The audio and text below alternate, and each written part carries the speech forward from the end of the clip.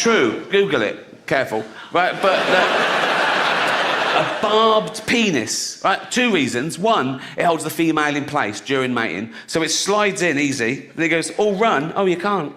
Go on. And 2, when it withdraws, that pain causes the female to ovulate. Think of a different way, mate. And that makes me think maybe there is a God, because, I mean, maybe he did cats and dogs, because they're like, he went, boom, there you go. Yeah, cats and dogs, you're ballpark, furry mammals, you live at home. It's a good gig, you get fed.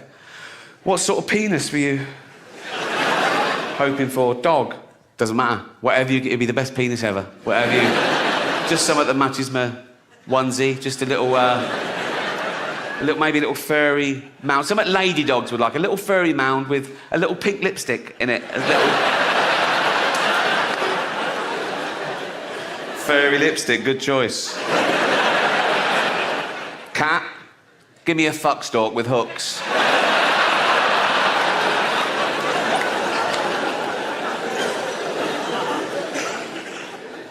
The cat is the only animal that domesticated itself.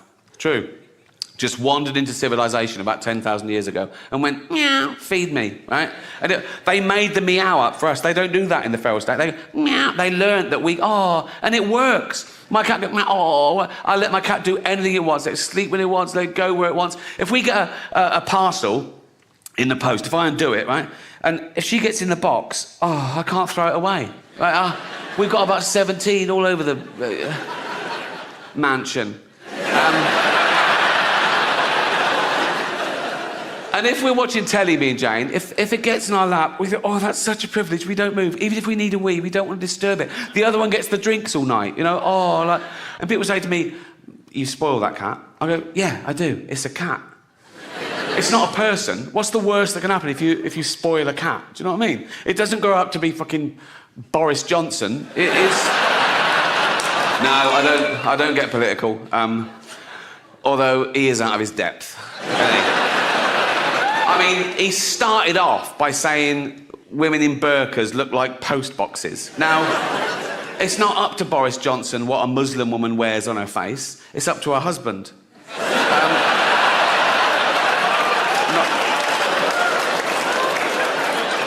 Not my rules. Not my rules.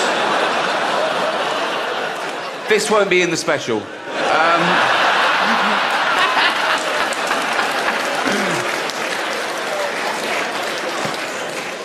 Edit.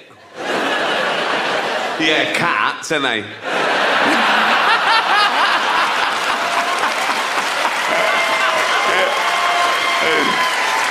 That actually exists. 8 legs, 9 brains, 3 hearts and a beak. Make your fucking mind up. What are you doing? The duck-billed platypus, a monotreme. When scientists first found that, they thought it was a hoax because it produces eggs and milk. It could make its own custard. It doesn't, but it could. It could. It definitely could. But even though we know the chances of us existing at all are astronomical and our life is so short, we waste so much of it worrying about stuff, worrying about things that might never happen, worrying about things that won't matter in a week, let alone a year or 10 years. I'm terrible. I worry. I'm a worrier. I lay awake at night thinking, what if, and all that. And I hate being stressed. So I try and rule stress out of my life, which is really stressful. Because I have to have a plan A and a plan B and a plan C. And if I do all my work, I'm at home, I go, right, militant, no work, just relax, right? Just a glass of wine, just relax, right? If someone comes through the door, I'm like, what the fuck's that, right? It's usually money. Right. And Jane, my girlfriend, she's like, let's have a look, shall we? Come. She tries to calm me down. I've been with Jane now nearly 40 years, right? And we've, thank you. And we've always had cats, because Jane read early days that a cat will make you live longer, de-stress you, stops you having a heart attack and stroke if you're wound up. She was basically trying to save my life to get... So we got cats. We always had cats, right? I think it works. Like, if I'm really stressed, I go, where's the cat, right? right. First thing, wake up. What? So no, and I stroke the cat and I'm thinking, oh, I'm stressed. Oh, look, she's so unstressed, right? And I think, oh, that's unfair. And that stresses me out a little bit. Because I've got the weight of the world on my shoulders. She's got nothing, no conscience, no guilt. You'll never see a cat feeling guilty. You will never go into a room and see a cat like that. That's You go, what's the matter? What's the matter? Yeah. All the fucking shit in there, that's what's the matter, mate. Like what? Like that bloody mouse I killed. Probably had a family, didn't it? Probably had. I didn't have to torture it first. They don't give a fuck. If a cat was big enough, it would kill you too much usually. But wherever we are in the world, whether in New York or London, we go for a walk every day just to meet dogs. In Central Park or Hampstead Heath, I know about 200 dogs by name now. And you always meet a few of your little friends, and it sets me up for the day. It's like my fucking heroin, right? And if you meet a brand new dog, you go, hello, he's never met you before, right? And if you're nice to it, it's suddenly your best, it'd do anything for it. You go, do you need a kidney? They are amazing, dogs. That makes me laugh, that sign people still put on their house. Beware, and TV shows, and I go private, right? It's 600 quid. It's 3 hours long, but they do everything.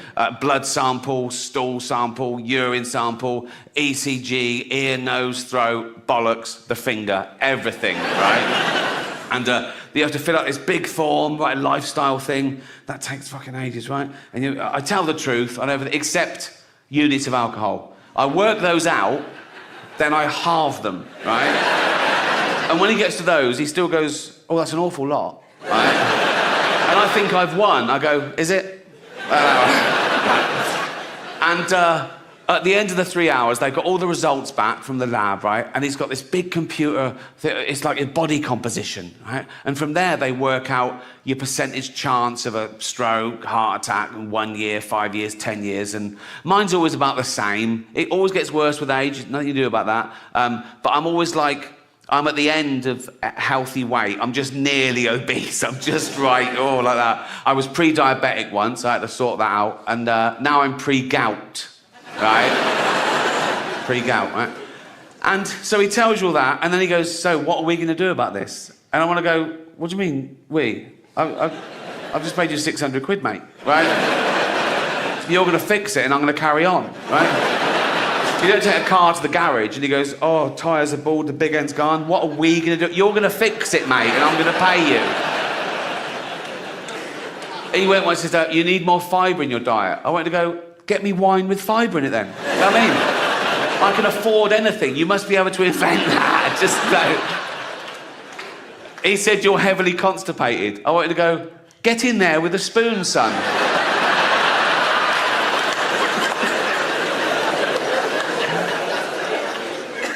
And then they always leave it right to the end. They don't even look up. They go, and can I give you a rectal exam? Which means I have to go, yes, please. I want to surprise me on the way out. Do you know what I mean? Bye. Oh, and that's fine. Thank you, right? But there's a big build-up, right? And as they're washing their hands, they've got to say, would you like a chaperone? No. So you're going to have your finger up my arse, and now you've got a mate watching? No, just do it. And they lay you on this bench, right, on your back to start with, like pants and trousers around your ankle, knees apart like a little frog, right? And they do the balls first, right? And I'm nervous at a doctor, I'm really nervous, so I've got no balls, right? He has to dig them out like a tortoise's head, you know what I mean? It's just like a little fist of fear down there, right? And I fucking hate it. I go, like that, right? It's horrible, right? And then when they turn you on the side and lube you up, go the finger up the arse, that's great, you know. Not great, that's not why I go, but it's me again, you were here yesterday, come on. But this one time, it was an old man, and it was still a doctor, not just an old man. Doctor said he couldn't make it, so I thought I'd have a go, right? There was a sort of like old school GP, he was about 75, little shirt and tie, tweed jacket, right? And he was sitting on an armchair, right? And he didn't put me on the bench, I was just standing up. And he went, oh, just pop your pants and trousers down, right? So he was a little lad, so he was like head height to my balls, right? And as I say, I'm nervous, doctor, so I jabber, I talk. I think if I put them off, they won't find the cancer. You know what I mean? Right? And so he started doing the balls, and I just went, oh, what are you looking for there exactly, right? And they usually go, shh, like that, and they come. And he didn't. He went, oh, that's a good question. And he sat back and he started telling me all about cancer, right? So now I'm just having a chat, right? And he went on for ages. He was loving it, right? And I remember it felt rude to do that. So I was going my road, I discovered. I've got a gym in my house. I got bored with that. But I thought, if I join a gym, if I pay in advance, like pay a year in advance, right, then I'll try and get value for money and that'll make me go. Then I remembered, oh, I'm fucking rich. You know what I mean? I could join a different gym every day for a laugh. Just go along and go, there's £2,000. They go, see you tomorrow. I go, you'll never see me again. And I go about once a month and I sort of do 10 minutes on the machines and I sort of run home like that, right? I don't use the changing rooms there. I've got a thing about changing rooms, public changing rooms. I always have I know. I'll tell you why. I don't know if it's the same in ladies' changing rooms, but men are so proud of their offal, right? If I'm in a public place, I have a shower, right? 1 minute, towel, corner, pants on, right? There's blokes walking around naked before the shower, talking to each other, like that, after the shower. There was one bloke in the shower, way too long, right? It was ages, right? And he got out, no towel, just dripping wet, just went up to the mirror and started doing his hair first. I was in there there was just me and this really fat bloke once in the change room. I was getting changed, and he was there, and he was really big, like 350 pounds, right? And he was naked on one of those precision scales. And he was there for fucking ages, and I was looking at that, right? He was like that for ages. I wanted to run over and go, mate, you're never going to be an astronaut, right? It doesn't need to be this accurate. Just pop some pants on and take a fuck. Know about it. It's the same as being stupid, right? It's only painful for others, right? I worry about how I die. I don't want to die alone in agony, or I don't want to be found in a wardrobe hanging by a belt wearing ladies' tights covered in amyl nitrate, you know what I mean? I'm not into that shit, so if I am found like that, just know that one of my mates has stitched me up, right? No, I don't worry about dying. I don't do anything towards not dying, if you know what I mean. I eat and drink too much every day. I've done for 40 years. Day and night, I eat and drink too much. People say to me, Rick, if you gave up the booze, you live an extra 10 years. And I go, yeah, but they're the last 10 years. They're the shit 10 years. I don't want them, right? If I gave up booze now and I made this to 80 and someone said, right, you can have an extra 10 years. If I could go, oh, great, I'll have 20 to 30 again, that'd be perfect. But no, you've got to have 80 to 90. Have you any idea how awful it is being 90, right? I've seen 90-year-olds sitting in an armchair and they suddenly go, ugh, and you go, what? You go, I've broken every bone in my body, right? Because they're brittle. They've got, like, dust for blood. They bruise up, blood clots. They got hernias popping out everywhere, right? If you're 90 years old and you get to the kitchen by yourself to make a cup of tea, if you lift that kettle when it's too full, there's a very good chance your stomach will come out of your arsehole, right? They are, I promise. They're all true. And my favourite are the school stories, and this is probably my favourite school story ever. It was 1976 again, so I was about 14. And we had a kid in our class called Gary Masterman. And Gary developed Tourette's syndrome, like every sentence of the swear word. And he had a tic, because we learned all about it in assembly. Gary was up there, all the teachers knew him, all the kids knew him. He was a popular lad, right? And yeah, nice guy, Gary Masterman. But sometimes his tics seemed relevant. And I'll never forget, we were having this lesson with a young female teacher called Miss Wilkie, right? And she was at the blackboard, and she was doing those calling out suggestions. I can't remember what it was about, but she'd go, Simon, what do you think? Yeah, that's good. Yes, that works, yeah. Brian, what do you... Yeah, good, yeah. And she went, Gary. He went, I'll finger you, miss.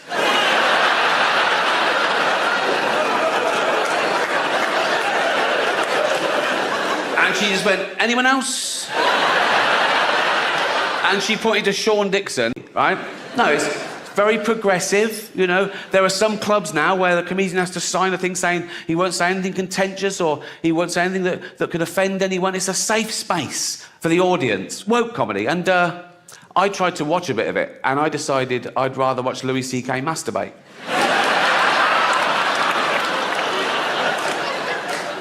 Can't mention him anymore. He's cancelled. Not enough to apologise and move on. You've got to... Like poor Kevin Hart. See, Kevin Hart, he got the job hosting the Oscars. It was his best day ever. He was on Twitter going, oh, I've wanted to do this all my life, right? And then someone found these 10-year-old tweets, right? That they were sort of childish, sort of shitty, homophobic tweets. It was about his son. He was mucking around. He said, oh, my son's doing so-and-so. I hope he's not gay. There was a massive backlash. He went, oh, sorry, I'm not homophobic, really sorry. He deleted them, right, and said, I'm really sorry.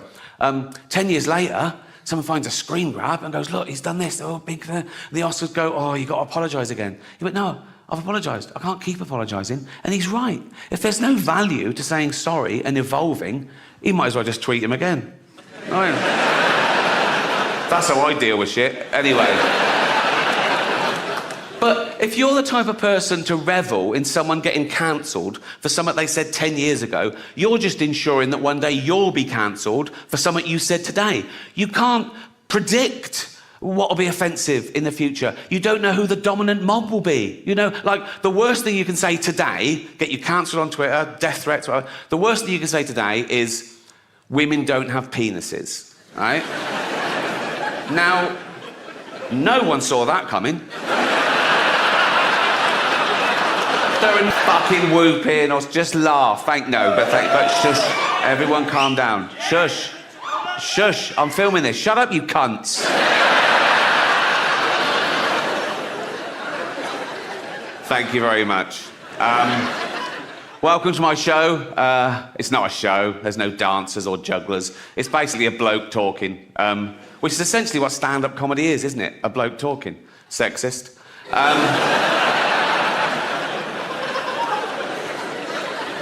What about all the funny female comedians? Like, No. Right. No. I'm not doing that. Okay, right.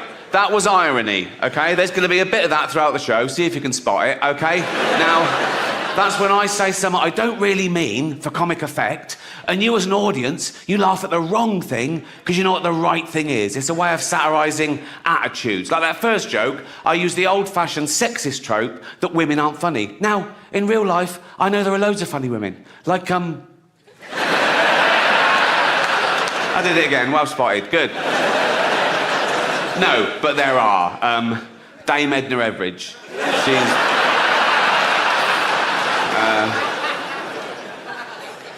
Eddie Izzard. She's brilliant, isn't she? She's not only a great comedienne, she's also a great actress, isn't she? She was brilliant in that thing as that man. Now, I don't know why he told this story, but he did at a press junket to a journalist, right? And it was where he just started saying, it was 30 years ago, he said, and my friend came home and she'd been raped, right? And that's not the funny bit.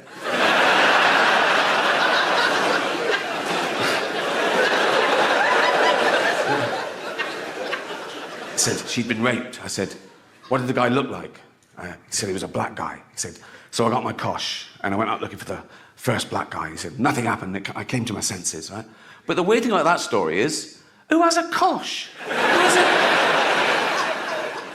But it was touch and go. They cancelled the premiere that night because of the backlash and that people wanted the film to be deleted. And I get it. Some people can't separate the art form with the artist's personal life. Now, I know Liam. I've worked with him. He's a lovely man. He's definitely not racist. But when that broke, even I was like, oh, will I ever be able to find Schindler's List funny again? You know,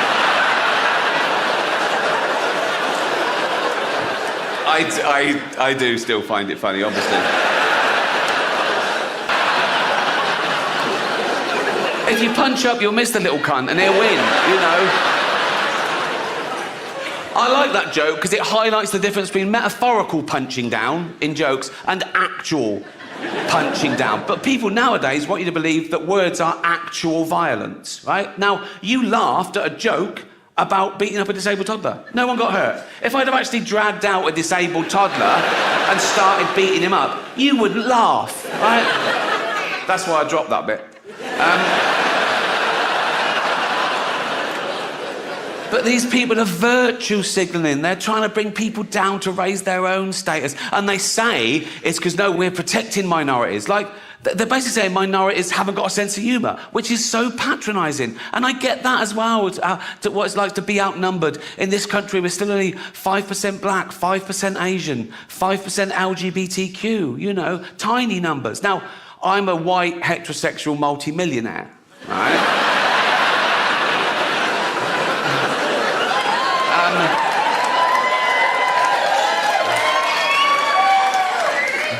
There's less than 1% of us.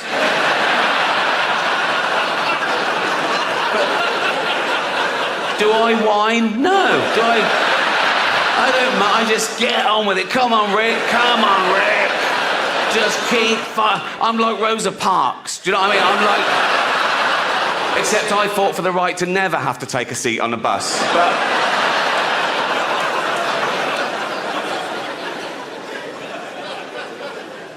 Just people complain about things they don't have to watch. It doesn't affect them, you know. And again, everyone's got the right to be offended and complain, but they've got to know that we're not trying to offend. That's not our aim, you know. We're trying to make you laugh. We're trying to give you a good time, and yeah, here's the deal, right? So I riff. If I say something tonight that's so offensive, so off that you've never heard anything so fucking off the charts in your life, right?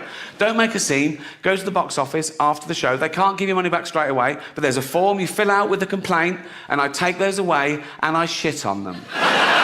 Right? Do you think that's true? So you think God's in heaven, do you? And he's looking down on civilization, and he suddenly goes, "I'm sick of all this bumming." I mean, what the... Oh, come on, lads. What? Oh, look at... I've warned them. It's in the Bible. No bumming. Not in those words.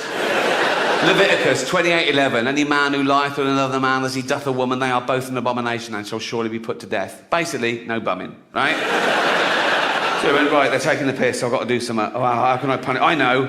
AIDS. You know, like he did with light, just like, oh, it's dark, what can I do? Light, right? Let there be light. Same with this, right? Let there be AIDS, right?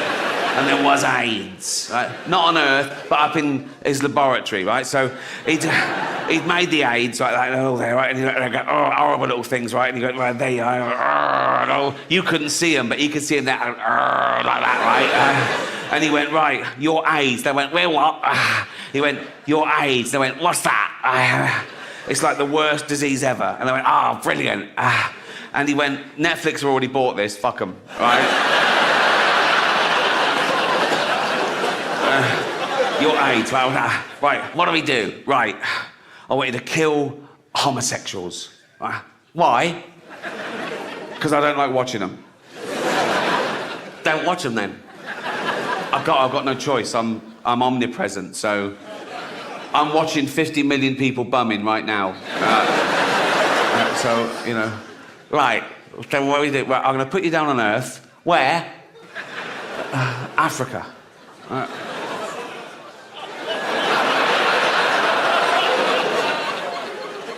Why Africa? They're dying anyway. That's not me saying that, is it? That's God. That's God saying that.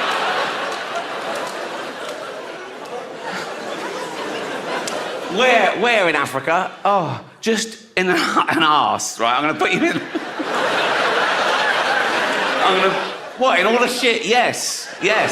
I'm going to put you in an arse, right? That is where you're going to do a lot of your best work through the 1980s. Right? So I'm going to cram you in an arse, right? Then what? Right. If a cock comes in, that shouldn't be there, right? Get in the cock as well. Not all of us, no.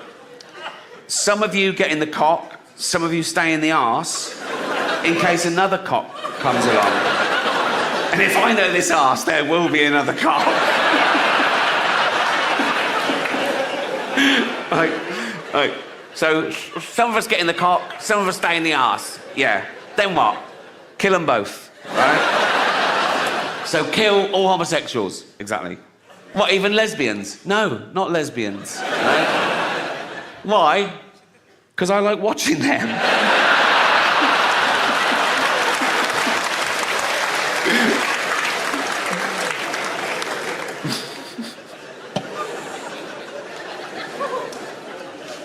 all diseases let you down eventually, not just AIDS. After AIDS, it was SARS, wasn't it? Remember SARS? Oh, gonna wipe out humanity. Didn't. Then Ebola, the flesh-eating disease. Well, Ebola's come to London. Some nurse got hot for the weekend, and that was it, right? Then Zika virus, just in case there's a Dracula, right? And I've got no problem with praying, you know. I know loads of nice Christians and Muslims and Jews, and if one of my family is very ill, they always say, oh, I'll pray for them. And I always say, oh, thanks very much, because it's a nice gesture. If they said, oh, we also cancelled the chemotherapy, I go, don't do that, don't do that.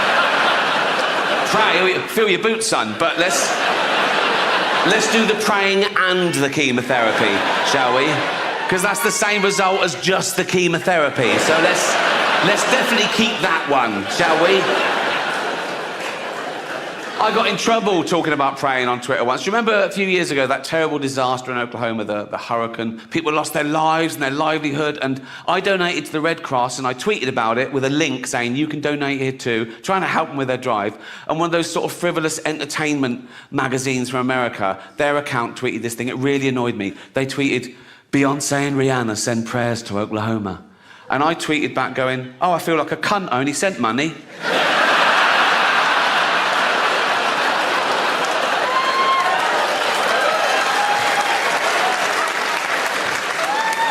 Someone tweeted me once, would you come to the bedside of a dying child and tell them there's no heaven? I tweeted back, is it a paid gig?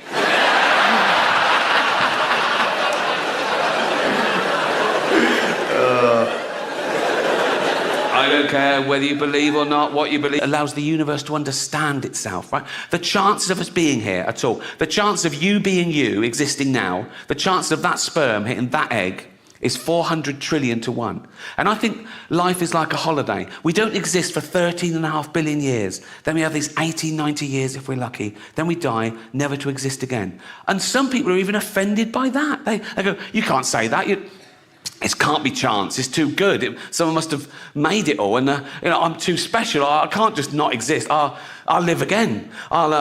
I'll go to heaven, I'll be with my friends and family, or I'll come back as a spirit and I'll walk amongst you, or I'll be reincarnated, I'll come back as someone else. That'd just be someone else. That's all that's happened. You're not involved. That is just someone else, right? Many people believe in reincarnation, of course. Some people even claim they remember who they were in a previous life. There's a society in America, of course, in California, of course, right? And they remember who they were in a previous life. And they're always someone pretty special in their previous life. Not so much in the life they've got now, right? But I saw a documentary about it, and every year they have a come as you were party, where they go dressed as the person they were in history. 2 Napoleons. So at least one of them is fucking lying. No reincarnation, no ghosts. Have you seen all the ghost hunter shows? Oh my God, hundreds of ghost hunter shows, years and years. Celebrity ghost hunter, all around the world, thousands and thousands of hours of footage. They've never seen a fucking ghost. Not what, it's all like, oh, what was that? Was it that I was just the, no, not the. What did you hear that? Was it just that? Was it you? Oh, no. Imagine if wildlife programmes were like that. Imagine watching David Attenborough all these years, and everybody goes, here on Kilimanjaro, we see the... Oh, that's not...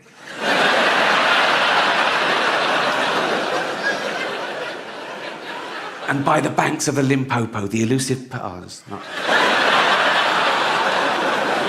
You'd stop watching the cunt. I've never seen a ghost. The pedo hunter shows, on the other hand, there's usually a couple in the crew just in case, you know what I mean? Particularly if it's a BBC production. Oh, shut up.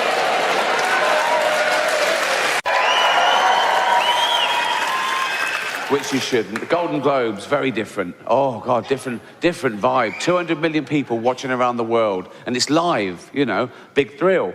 But with that many people watching, there comes a bit of stick. Everyone's different. Everyone's a blogger. Everyone goes, I was offended. Oh. Why? He said an horrible thing. We said loads of horrible things. Yeah, but that was a thing that I care about. And that's the thing about offence, isn't it? It's about feelings, and feelings are personal. I don't care about the so-called backlash, you know, comedian in hot water. Ooh, you know. But my girlfriend Jane, she does worry a bit, and she reads things. Oh, why are they? What have you said? Why? I go, don't worry about it. They're not coming to the house. Fuck them. So I wind her up. I pretend I'm going to say much worse things than I ever would. You know, think of that. I have to make up worse jokes than I actually just to scare my girlfriend. So when I'm doing the Golden Globes, we go out about a week before. It's in LA. We fly out, right? And I'm writing jokes as the ceremony approaches. And, you know, they release sort of more presenters. And I take my pick. I go, oh, yeah, I've got a good intro for them. Yeah, I'll do. Yeah. Mel Gibson. Yeah, I'll introduce him. Yes. And about 3 days before this last one, right, just to wind Jane up, I said, oh, I've got a good intro. She went, what? I said, Bill Cosby would make our next presenter sleep on the couch. Please welcome Helen Mirren. I didn't do it. I didn't do it. She went, you're not going to do it? I said, no, I'm not going to do that. Next day, I got her again. I said, is this too much then? I said, not even Bill Cosby carries enough tranquilizer to bring down this next magnificent beast. Please welcome Melissa McCarthy. I didn't do it. I'd never tell a joke like that. It's horrible. I was just doing it to annoy Jane. I'd never even think of that. So don't... Even on the day, on the way to the red carpet, we're in the limo, just to wind her up, I said, oh, I'm going to start off with a funny little one-liner, just an old-fashioned joke. She went, oh, what? I said, what did the deaf, dumb and blind orphan get for Christmas? And Jane went, I don't know. I said, cancer.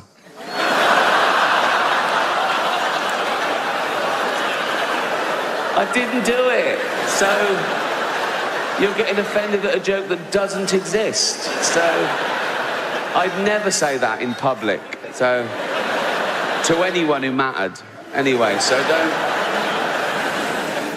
As it was, I didn't have to worry about offending anyone because it just happens. So it wasn't transphobic in the slightest. It was a joke about a trans person, but the joke had nothing to do with that aspect of her existence. And that's the other thing about offence. People get offended when they mistake the subject of a joke with the actual target, and they're not necessarily the same. I'll tell you the joke. You make your own minds up. Right. So... It's live, so they go, and now your host for the 68th Annual Golden Globe Awards, please welcome Ricky Gervais. They come, and they're all clapping, all the actors are looking up, smiling at me nervously. It's brilliant, right? So I just go, relax, I'm going to be nice tonight. I've changed. Not as much as Bruce Jenner, obviously.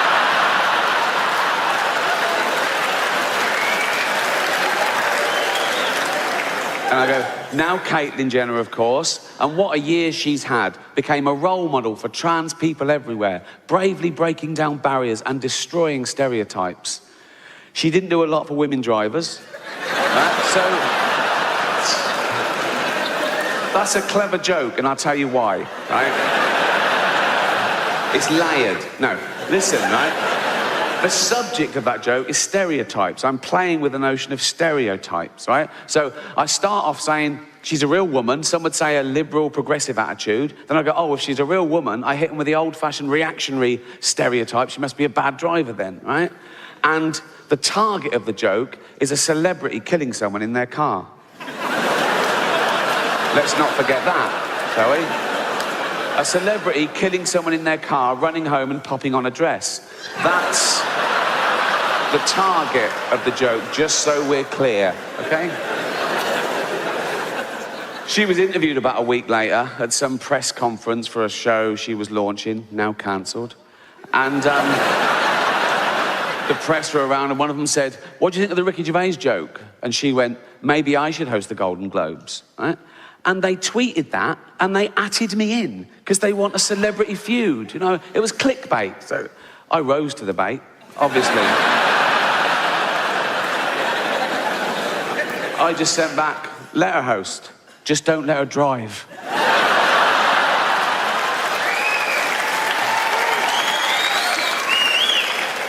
Another website that was in the room, Entertainment Weekly, they tweeted a different headline, and they added me in as well. And their headline was, Caitlyn finally breaks silence over Ricky Gervais. I just sent back, at last. She always breaks too late. Bring it on. Bring it on.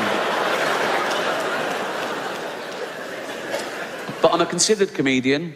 I like my jokes to be accurate and my targets to be fair. So I was engaging these people. I was saying, why is it transphobic? And they were saying, it's about a trans person. I said, well, that's ridiculous. That's like saying a joke about Bill Cosby is automatically racist. It depends on the joke. But I was talking to them, I'm willing to learn, and I found out my crime was that I dead named her. Now, I'd never heard that term, before a day after the Golden Globes, and that was saying her old name, and even acknowledging that she used to be a man. But she did.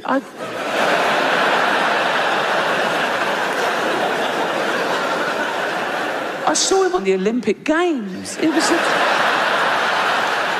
decathlon, it was in everything. He was all over the place. Shot put and pole vault. He won a medal. He was famous. He was on telly all the time. But, a big, famous man with a huge, I don't know, but I mean, I'm guessing he's a big, but I've learned my lesson. Now, I'd never dead name her now. Now I know it's wrong. I'd never dead name her now. But like years ago, when, she was a man, that was years ago, I'm saying, right? And she went to the doctor, right?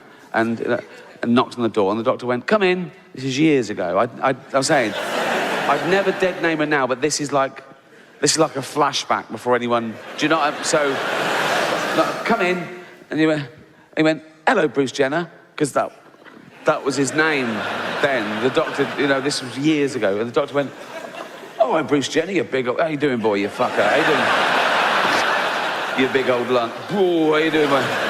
Come here, you fucker. How you doing, Brucey boy? You all right? Right?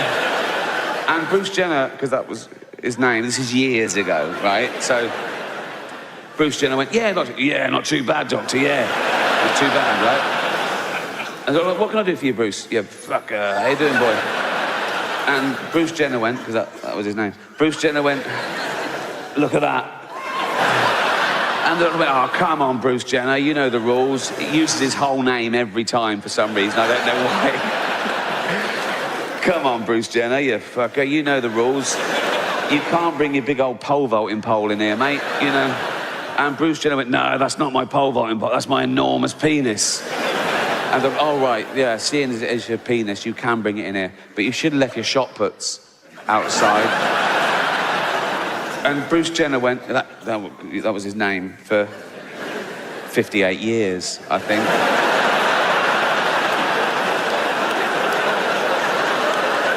He went, no, they're not my shot puts, they're my enormous testicles. That's where I keep my testosterone and my spunk and shit, right? And the doctor went, oh, yeah, that makes perfect. I am a medical man, and that you're a big bloke. Oh, you fucker. How you doing, boy? You're a big... You're big, and you would have a big old cock and balls. They're beautiful. They're a bit familiar. And I go, no, but you must be very proud of them, Bruce. Bruce Jenner went, oh, this is going to surprise you, doctor. I want to get rid of them. And the doctor went, what? Why? Ah, they get in the way. Get in the way of what? Fucking driving, for one thing.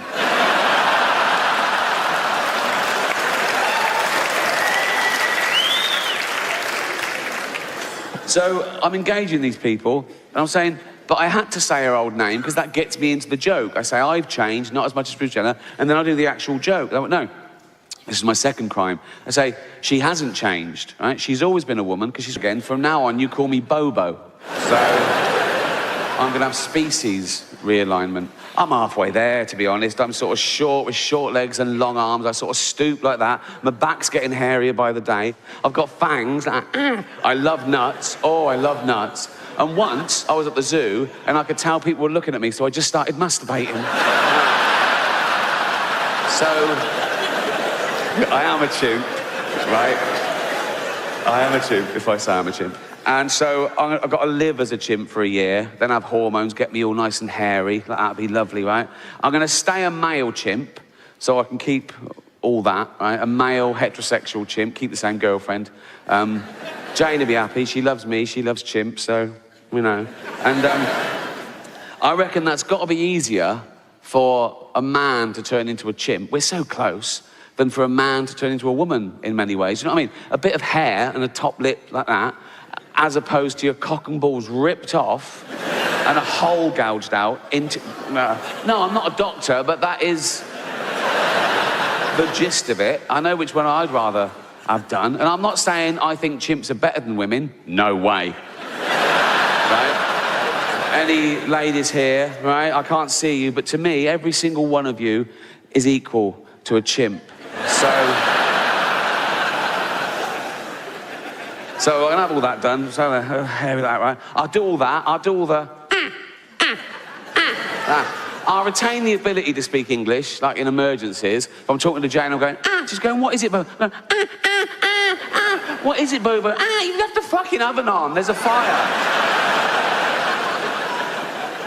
What, are you telling me that if Caitlyn Jenner was being chased by a wolf, right? And there was a big fence, but she had a long pole, she'd revert. She'd be over that fucking easy. So, all that done, all that, all that, doing all that, right? I'll be legally a chimp. I'll be properly chimped up, right? I'll be able to use chimp toilets and everything, right? And then I'll be walking along Hampstead High Street, holding Jane's hand. Come on, Bobo. Like that, right? We don't even hold hands now, so I don't know why she's suddenly all over me just because I'm a chimp, right? But we'll be all in love, maybe matching jumpers, something like that. Walking along, come on, Bobo, in love, just two guys, And then if a bigot in a white van slows down and goes, that's fucking disgusting, I just fling shit him and run up a tree. And that's why that joke isn't transphobic, so... Cheers. Way a little bit. The last couple of years, just a little blip, maybe, right? And I'm not saying this just because I'm old, because that does happen. Old people say things like, oh, everything was better when I was a kid. Well, of course it was. You were a kid. Everything's better when you're a kid, right? Being old is the shit bit. Whatever's happening in the world, being old is the... I wake up these days and I go, oh, fuck, I didn't die. Right? Got to do it all again. I'm usually hungover, headache, liver pains. I can't walk for the first 5 minutes because I've got no joints in the knees, right? I'm getting fat again now, right? Now, I was thin till I was about 28, like proper skinny, like 9.5 stone, right? Then I got a job, right? And the next sort of 20 years were what I call my eating years, right? And I just got steadily fatter and fatter till I reached a peak of unwellness and blobbiness when I was about 48 years old. And it was one Christmas, I was at home, lying on the floor, right? And I was saying to Jane, I'm having a heart attack, right? And honestly, my heart rate was like 130. I felt nauseous. I had palpitations. I was sweating because I'd eaten 11 sausages. True story, right? I was like one of them snakes. You know when you see a big, like, python swallow a pig whole, and then it's just fucked. It's just like, for a week, it's like a duffel bag, just there. That was me, right? And obviously I wasn't having a heart attack, but it worried Jane. She said, you've got to start looking after yourself. I thought, yeah, you're right, 48. So I started working out, right? I started working out every single day. I didn't give anything up, right? I don't eat meat anymore, but I was having like 2,500 calories, 3,000 calories a day, including wine every night, right? But I burnt it off the next day. Just so I could do all that, I worked out for an hour and a half every day, running, weight training. I had more time on my hands than the average person. I had a gym built in my house. I had no excuse. And I lost about 20 pounds, and it was great. But now, I still eat and drink too much, right? But I physically can't burn off the calories. I can't do enough because I'm so old and broken and tired. So I'm going to get steadily fatter and fatter again. And this time, I am going to die. Death. Basically. That's when you know you've had too much. You go, oh, fuck, I'm dead. I've fucked. That's the thing, though, with heroin. You know, try anything once, kids, sure. But know this, right? No. You think, I'll try heroin. I'll just try one. Give me a heroin. Give me one heroin, okay? Just have one. Oh, what's it like? Oh, it's fucking lovely. I want more. I can't just tap. It's like Pringles. It's like, once you pop, you can't stop. I think that's how it works. I'm not an expert. Believe it or not, I've never been a heroin addict. No round of applause for that. See? No. See? No round of applause for never having been a heroin addict. If I'd come out here and go, yeah, I used to be a heroin addict, I used to mug people and shit myself in doorways, right? But exactly. Oh, yeah. Yeah. He hasn't done those things for a while. He hasn't done those things that we never did in the first place. Why are you applauding someone for suddenly acting like a normal member of society? It's like I've lost a bit of weight. I've lost about 20 pounds. Exactly. What? No. You're basically applauding me for only eating as much as I need now. I should have always been doing that. I got fat because I was a greedy, lazy bastard. There's no other explanation. And I needed people they come up to me now and they go, oh, well done, you look great. But they weren't telling me I looked terrible. They're basically saying I looked terrible. No one told me at the time. It was really taboo. I needed waiters to come over and go, fuck off, you've had enough, right? And I've been criticised in the past for having a go at fat people. I've never had a go at fat people. I've only ever pointed out the fact that you get fat if you take in more, because I don't judge them. If I see a fat person, I don't make assumptions about him other than how they got fat. And this is the other thing. Wait, right? Not only is that what makes you fat, people know that's what's making them fat. No one got fat behind their own back. No one and went, what the fuck's that? Okay? It's not a surprise, it's a gradual process. You have loads of time to back out from this project. Also, no one's sneaking into thin people's apartments and injecting their lettuce with 1 million calories. That doesn't happen, okay? They know what's doing. If you go up to a bloke and he's surrounded by cakes and pies, right? And you go, you know what's making you fat, don't you? He doesn't go, is it all the running? He knows what it... But I don't make judgments, okay, other than how they got fat, okay? If I see a fat person, I don't go, oh, he's fat, therefore he's jolly, right? A lot of them are miserable, aren't they? If I see a fat girl, I don't go, oh, she'd be pretty if she lost weight. That's rarely the case, okay? So don't fall for that, okay? A lot of them started eating because they had fuck all to lose. So, no.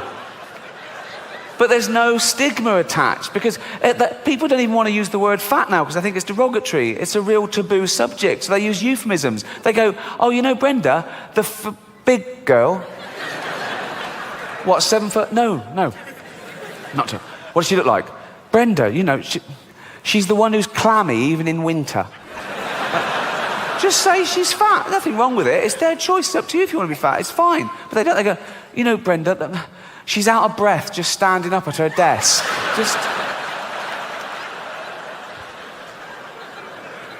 But even though it is their own fault, and it is their own fault, I feel sorry for them, right? No, I do. Particularly fat women, because fat is a feminist issue. Men get fat and we just go, fuck it, all bought and paid for, you know. We don't come under the same constraints of society, whereas women are inundated with images of how you should be, size 0 models, this diet, that diet, look like this, keep your man. And they make such an effort, don't they, fat girls? They've always got lovely hair, aren't they? They're always having their hair. They've all got lovely hair. Always got lovely hair. Always got those lovely false nails, haven't they? They make an effort. Anything but jogging, right? They love high heels, don't they? They think it makes their legs look less. It doesn't. It just... You can just hear them coming now. I don't want any fat people to feel uncomfortable at one of my gigs, so next time, buy 2 seats. I'm joking. I'm joking. Shut up. I'm not having a go. I'm just pointing out a discussion about political correctness. My name came up straight away, right? And there was this woman on there going, oh yeah, well it's not right. Ricky Gervais, he makes jokes about fat people. He wouldn't make jokes about gay people, would he? And being fat is like being gay. What? No, it's not. What? You can't choose your sexuality. As we've established, you choose whether to eat too much or not. You know, with your sexuality, you're born You grow up, you discover you like same-sex relationships, and that's it. You're gay, okay? For being gay to be the same as being fat, you'd have to be born, be straight, grow up knowing you're straight, but gradually and consciously wean yourself onto cock.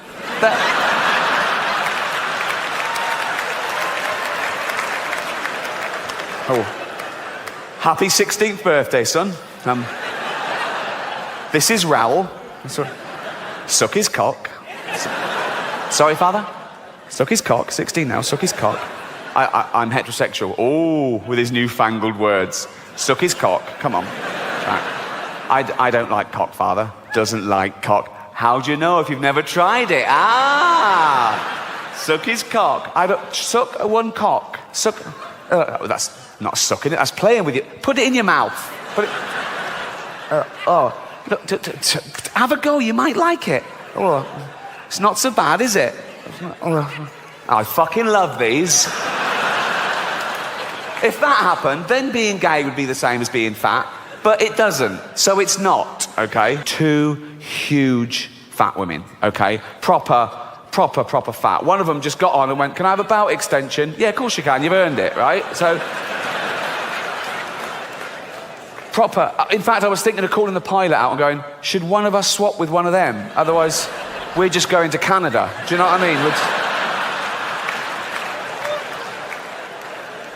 And one of them was even fatter than the other one, okay? And she was there, and she'd got on the plane with one of those takeaway buckets of fast food. Bucket! I mean, there's your first clue. When did that happen? When did fat people just give up? When did they go into a shop and go, oh, fuck it, just treat me like a farmyard animal? Really? Give me it in a bucket. In fact, just strap it to my fucking head, and I'll just... A bucket? Really? You want your meal in a bucket? Yes. Right? So, she's there, and she's chowing down, right? And I swear, she turns to her fat friend and says, this is the best fried chicken I've had all day.